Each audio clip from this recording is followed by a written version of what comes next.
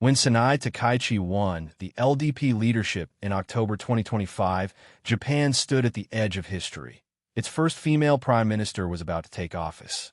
Global markets applauded, the yen stabilized, and investors saw continuity with the pro-growth, security-minded policies of Shinzo Abe. Yet, at home, the reaction was icy. The same media that had long demanded a female leader suddenly discovered reasons to dislike one. Because she was conservative. In a twist of irony, Japan's self-proclaimed liberal elites, joined by progressive pundits and opposition figures, began doing what they had accused conservatives of for decades: bullying a woman for her beliefs. Practice simulator. The irony of inclusion. For years, mainstream outlets like NHK and Asahi Shimbun lamented the absence of women in Japan's power structure. But once a woman finally rose, one who championed traditional values and national defense, they turned skeptical.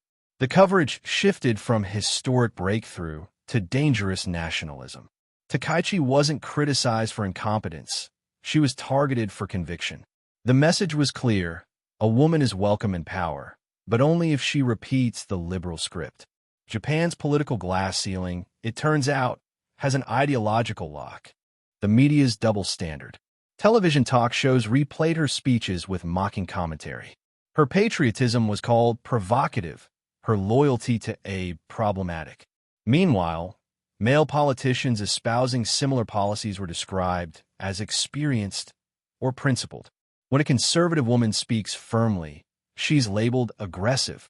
When a liberal man defends the same policy, he's called rational. The hypocrisy was visible, audible, measurable. Japan's press, once proud of balance, now behaves like a gatekeeper of acceptable ideology. Practice simulator. The political pushback. Within days of her victory, Komeito withdrew from its 26-year coalition with the LDP, citing policy differences. But insiders knew the real reason: discomfort with her unapologetically conservative worldview on defense, energy, and education. What the media framed as policy misalignment was, in reality, ideological discrimination. A woman prime minister who defends her country's traditions threatened both the opposition's narrative and the media's monopoly on moral virtue. The global contrast. Abroad, Takaichi was compared to Margaret Thatcher: tough, strategic, and consistent. International investors praised her for fiscal realism and continuity. The contrast was striking. Foreign markets trusted her judgment more than her own country's media did. The episode exposed Japan's political paradox. Its economy is globalized, but its public discourse remains provincial. The rest of the world has moved on from Cold War binaries. Japan's commentariat has not. Practice simulator. The feminism that isn't. Ironically, those who claimed to fight for gender equality became the most active in undermining a woman who didn't share their ideology. Feminist commentators stayed silent as tabloids dissected her appearance and tone. Progressive politicians, eager for social approval, joined the pile-on. Real feminism means defending a woman's right to think freely, not forcing her to conform. In this sense, Takaichi's struggle isn't just political, it's existential.